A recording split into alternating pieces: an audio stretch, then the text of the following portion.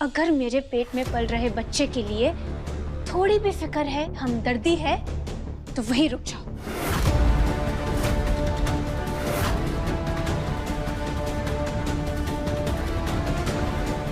कुछ भी बोलने की और समझाने की जरूरत नहीं है तुम्हें। जाइए वत्सला जी।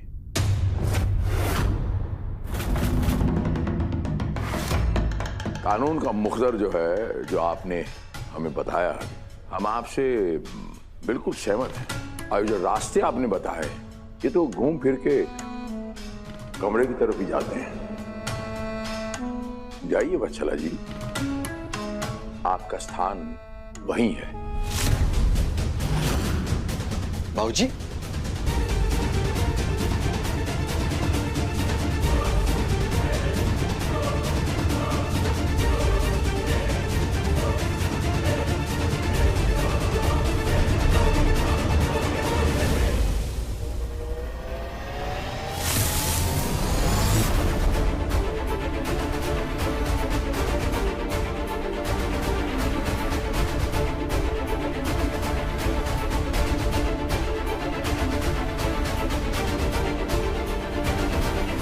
लड़की के चक्कर में हमारा ध्रुव घर छोड़ के चला गया। और जब यही घर में रहेगी तो रोज हमारे छाती पर मूंग धरेगी, रोज रोज नया तमाशा करेगी। अर्धांगिनी, तरस करो, एक गर्भवती औरत है वो। बाकी कानून का मुखदर जो उसने बताया है, फिलहाल कानून उसी के साथ है। अगर हम तैश में आएंगे फिलहाल तो कानून उसका साथ देगा। घर से, जायदाद से हम ही जाएंगे और बदनामी होगी सो अलग।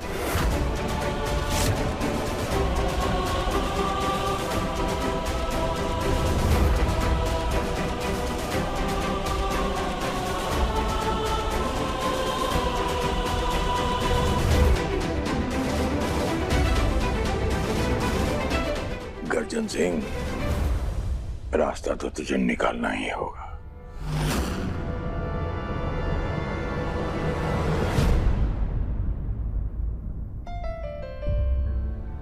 अगर मेरे पेट में पल रहे बच्चे के लिए थोड़ी भी फिक्र है, हमदर्दी है, तो वहीं रुक जाओ।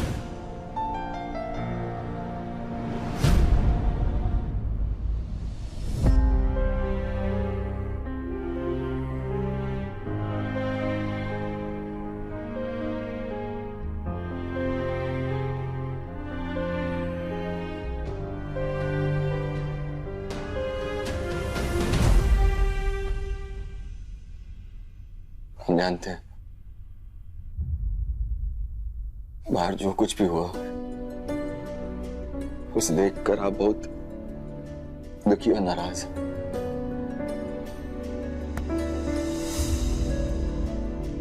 और तुम आप सही भी हैं। काहे कि आपको पति ऐसा मिला जो देख गलतियों पे गलतियां करता रहता है, गलतियों पे गलतियां करता रहता है और आप सहती रहती है। और हम सच कह रहे हैं, हम वत्सला को अपनी जिंदगी से, इस घर से हमेशा हमेशा के लिए निकालने वाले थे, लेकिन अचानक से उसने जो कुछ भी कहा ना,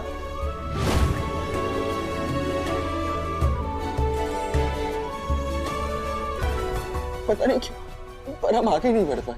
पूर्णिमा, हम बाप हैं और अपने बच्चे के लिए हमदर्दी किसे नहीं होती, किस बाप को नहीं होती। हम ये नहीं कह रहे कि हम गलत नहीं है, गलत भी है हम। आप हमें डांटिए, कोसिए, झगड़ा कीजिए, जो चाहे करिए आप, पर कोशिश करके हमें माफ कर दीजिए। देखिए, हम ना अच्छे बेटे बन पाए हैं, ना ही अच्छे बाप बन पाए हैं, ना ही अच्छा पति बन पाए हैं, पर फिर भी हो सके तो हमें माफ कर दीजिए।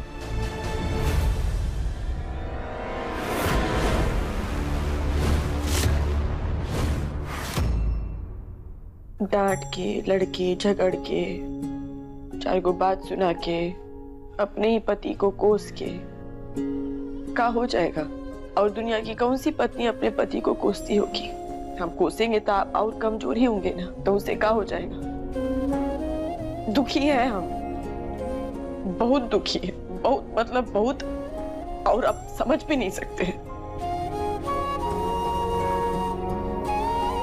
बाकी अभी सबका इलाज आपका बार बार माफी मांगना नहीं है। तो आप ही बताइए ना, कहाँ है इलाज इसका?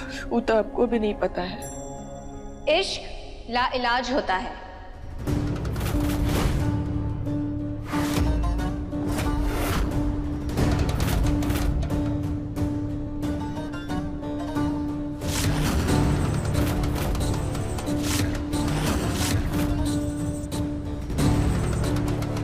मैंने अपने इश्क में बहुत दर्द सहे हैं। अब थोड़ा थोड़ा तुम दोनों भी सहो अपने अपने इश्क में। आपका इश्क इश्क नहीं है बत्सला जी, इसको पागलपन कहते हैं। मेरी ना बचपन से ही काफी सारी हरकतें पागलों जैसी रही है। अब जैसे तुम अनपढ़ गवार हो पूर्णिमा, वैसे ही मैं पागल हूं।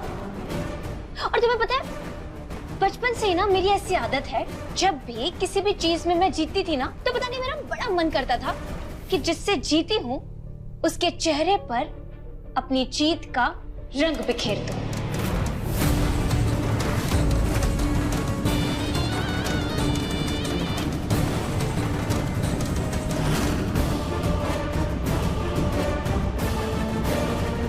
बत्सला! अब तुम हद से आगे बढ़ रही हो।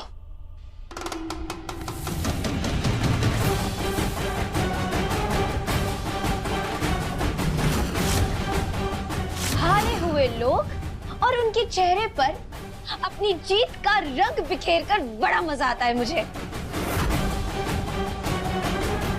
और सिर्फ अपने इश्क को जिताने के लिए एक बार तो क्या, 1000 बार भी अगर आप दोनों को हराना पड़े ना, तो हरा दूंगी।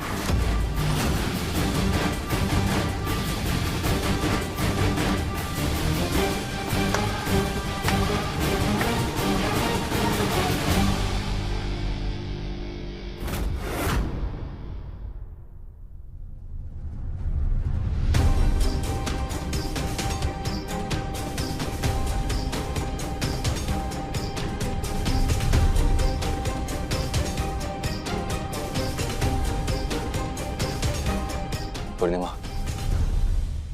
वहां वत्सला को नहीं, हमें देखिए,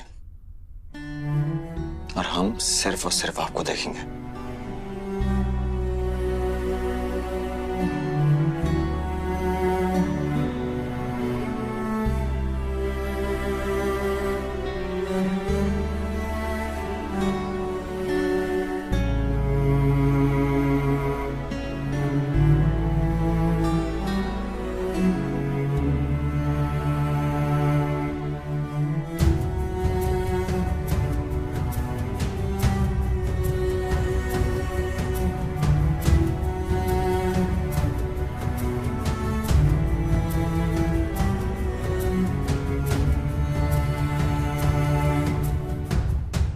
बैठिए, बैठिए।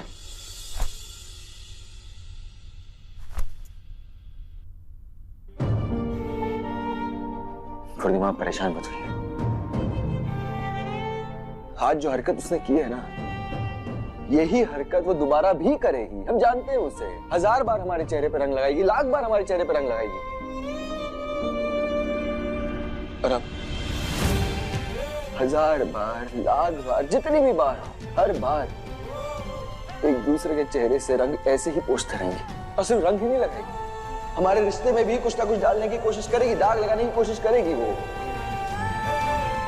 उस दाग को ही पोंछेंगे, साफ कर देंगे दाग। पति है हम आपके, पूर्णिमा, हम पे विश्वास कीजिए, थोड़ा सा विश्वास कीजिए। इतनी जिम्मेदारी तो निभाने दीजिए ना हमें। बाकी उनको उनकी भाषा में समझाना तो पड़ेगा ना।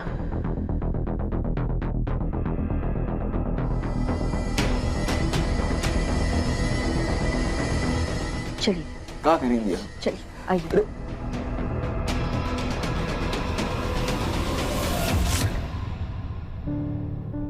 अब से इस घर में सबको अपनी सही जगह पर रखूंगी। इन कपड़ों को, पूर्णिमा, माँ, बाऊजी, लवली, बबली और सिड को भी। रामायण में लक्ष्मण जी की मजबूरी थी।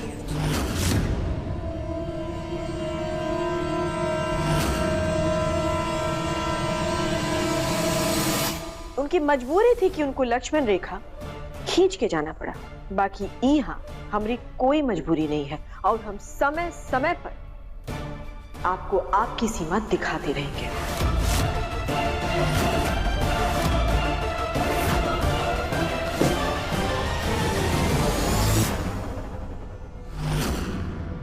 फिलहाल इसे देखो, क्योंकि क्या है ना कि सिड लाया था मेरे लिए।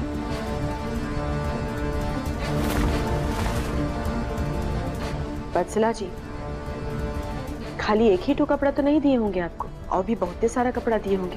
तो सब बताइए ना, सब दिखाइए हमको कि काका दिए।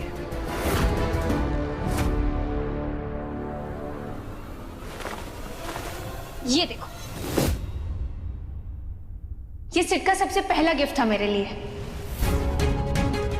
और भी है ये मेरे बर्थडे पर गिफ्ट किया था सिड ने।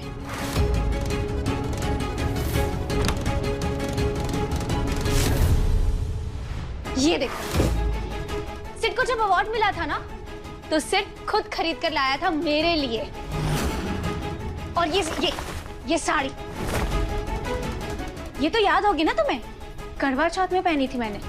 ये भी सिड लेकर आया था मेरे लिए। ये भी देखो, ये देखो, ये देखो, ये सब कुछ सिड मेरे लिए लेकर आया था। हर एक कपड़े को देखो, और इन हर एक कपड़े से आती हुई मेरे और सिड के प्यार की खुशबू को महसूस करो।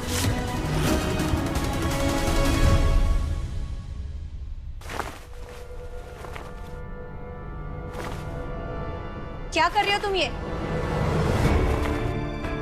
पूर्णिमा, तुम पागल हो गई हो क्या? दिमाग खराब हो गया है क्या तुम्हारा? कर क्या रही हो तुम? ये सिड देखो ना, तुम्हारी अनपढ़ बीवी मेरे कपड़ों के साथ क्या कर रही है। किस बेवकूफ के साथ फंस गए हो तुम? तुम्हारी जोड़ी सिर्फ मेरे साथ अच्छी लगती है सिड।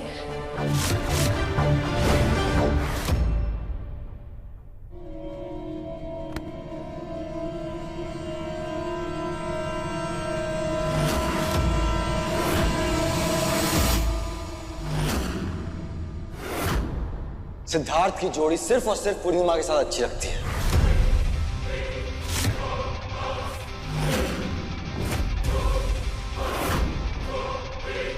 और इसके साथ ही रहेगी। रही बात तुम्हारी वत्सला, तो जहां खड़ी हो ना, वहीं से हमारी जोड़ी को देखो।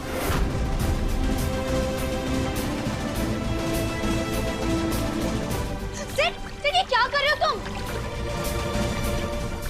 वत्सला जी, दूर रहिए। कैसे कि पेट्रोल का बदबू ना बच्चे के लिए अच्छा नहीं होता है। कर क्या रहे हो तुम दोनों? अरे शांत हो जाओ वत्सला, शांत हो जाओ। बहुत जल्दी पता चल जाएगा कि हम लोग कर क्या रहे हैं।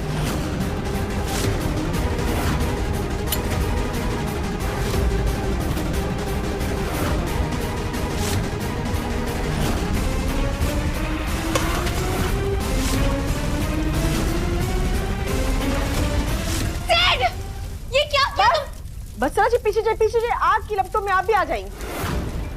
और हाँ, उधर से हमारी बात सुनिए, ध्यान से सुनिए और समझने का भी कोशिश करिए। वत्सला जी, इस जलते हुए कपड़े की तरह ना आपका और आपके सिड का रिश्ता भी चल जाएगा, और साथ ही सारी निशानियां भी मिट जाएंगी। लेकिन राख तो रहेगी ना पूर्णिमा, और राख से ही कुछ कर लूंगी मैं।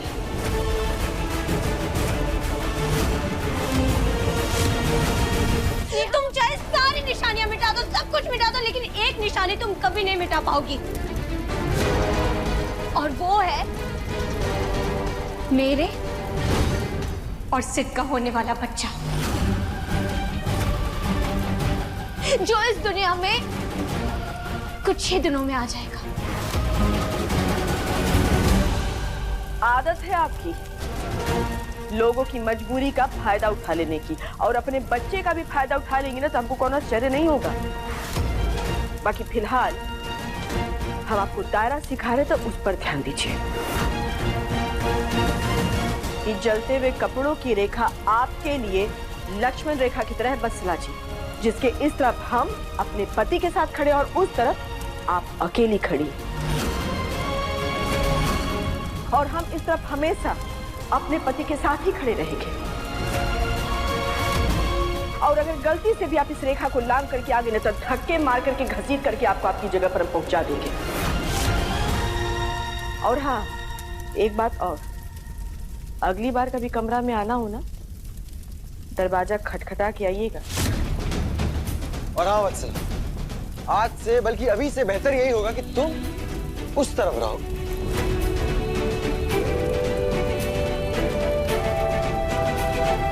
और हम दोनों इस तरफ।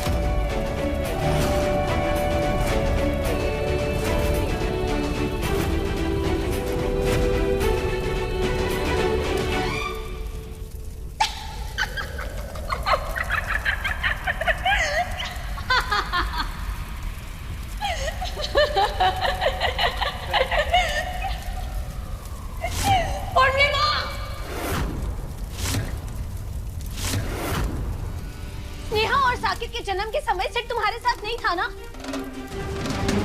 लेकिन मेरे बच्चे के जन्म के समय से मेरे साथ होगा, मेरे पास होगा। सिर्फ मेरा बनकर रहेगा वो, सिर्फ मेरा। कैसे होगा ये सब मुझे अभी नहीं पता, लेकिन होगा जरूर। और मेरे बच्चे के जन्म तक इस रेखा के इधर से उधर तक का नक्शा ही बदल दूंगी मैं।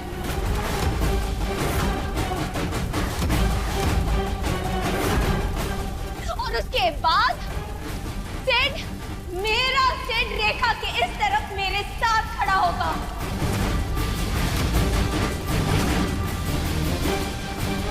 रेखा के उस पार अकेले।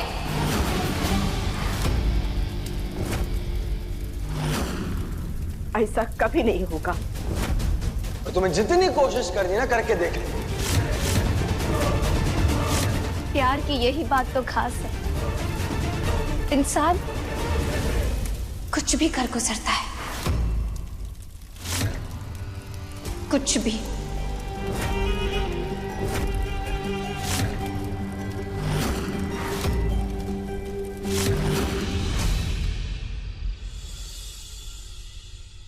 महादेव,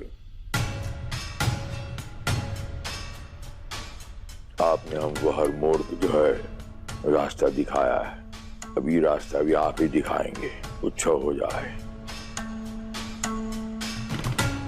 हम सिद्धार्थवा और हम बिटिया रानी को उस वत्सलवा की चाल में फंसने नहीं दूंगा, तो नहीं दूंगा।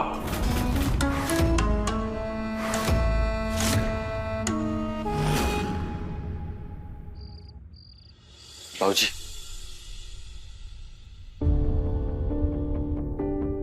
क्या हो गया? आपने अचानक से हम सबको ऐसे क्यों बुलाया? बचवा, इधर आइए।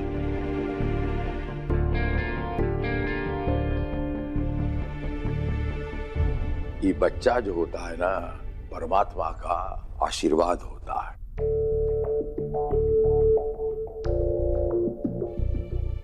हम विचार विमर्श किया, अब वकीलवा से भी विचार किया, तो आप बच्चों को लेके, बिटिया रानी को लेके लुप्त हो जाइए। मेरा मतलब है घर छोड़ के चले जाइए।